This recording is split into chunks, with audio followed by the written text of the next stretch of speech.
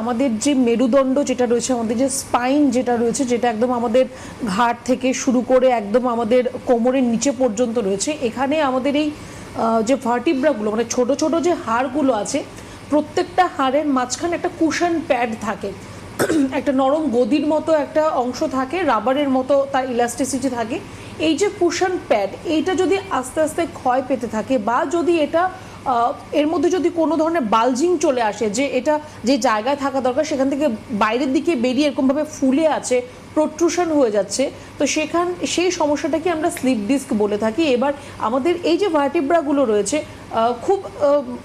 খুব সুন্দরভাবে একটা একটার সাথে সাজানো আছে, আর এই কুশন প্যাড দিয়ে একটা একটার সাথে জুড়ে রয়েছে।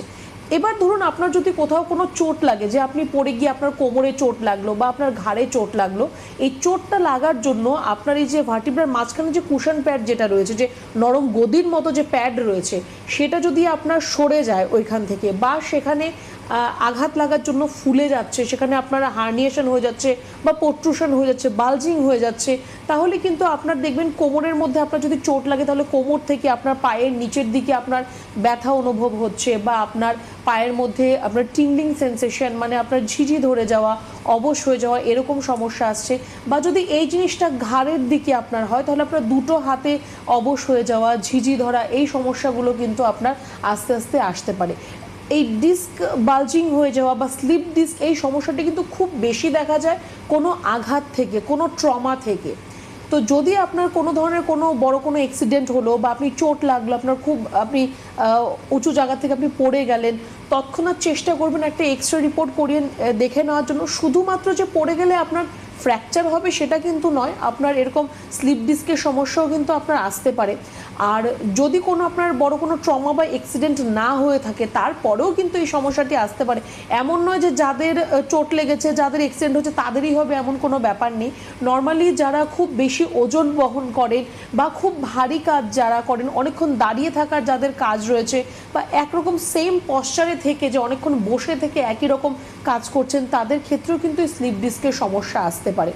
বলবো না যে খুব ভয়াবহ একটা পরিস্থিতি নিয়ে আসবে, আপনি একদম চলাফেরা করতে পারবেন না, বেড রিডেন হয়ে যাবেন, এরকম হয়তো আপনার সাথে হবে না, কিন্তু আপনার এই হাতে পায়ে ব্যথা হওয়া বা অবশ হয়ে যাওয়া বা ঝিঝি ধরে থাকা, যে সবসময় একটা আপনার মাসেল ক্র্যাম্প হচ্ছে, টান লাগছে, বা আপনার পায়ের মধ্যে অবশ ভাব হচ্ছে, যে আপনি চলাফেরা করতে পারছেন না, এইটা কিন্তু আপনাকে প্রত্যেকদিন আপনার ডে টু ডে লাইফস্টাইলকে হ্যাম্পার করতে পারে, বা এর থেকে আপনার অন্যান্য আরও সমস্যা কিন্তু আপনার নতুন করে আসতে পারে। যদি আপনার এরকম যে জায়গাটা আপনার কুশন প্যাড রয়েছে যদি সেটা ফুলে যায়, সেখানে আস্তে আস্তে আপনার কিন্তু যে হাড়গুলো সেগুলো ক্ষয় পেতে থাকবে, ক্যালসিয়াম ডিফিসিয়েন্সি হবে শরীরের মধ্যে, হাড় ক্ষয় পেতে থাকবে, সেখান থেকে আপনার স্পন্ডালাইসিসের সমস্যা আসতে পারে, আপনার সার্ভাইকেল হতে পারে, ডরসাল হতে পারে, লাম্বার হতে পারে, স্পন্ডালাইসিসের আপনার সমস্যা আপনার মধ্যে আসতে পারে। তো একটা ছোট জিনিস থেকে আপনার কিন্তু আরও অন্যান্য অনেক রোগ আপনার শরীরের মধ্যে চলে আসতে পারে। তো তার জন্য আপনার যদি এরকম কখনো মনে হয় যে আপনার কোথাও চোট লেগেছে, বা আপনার একই রকমের কাজ আপনি অনেকক্ষণ ধরে আপনাকে করতে হয়, আর তার জন্য আপনার পিঠে বা কোমরে বা ঘাড়ে ব্যথা অনুভব হচ্ছে, বা আপনার মুভমেন্ট করতে প্রবলেম হচ্ছে, তখন কিন্তু একটু চেষ্টা করবেন একটা এক্সরে রিপোর্ট, সিম্পল একটা এক্সরে রিপোর্ট করে নেওয়ার জন্য।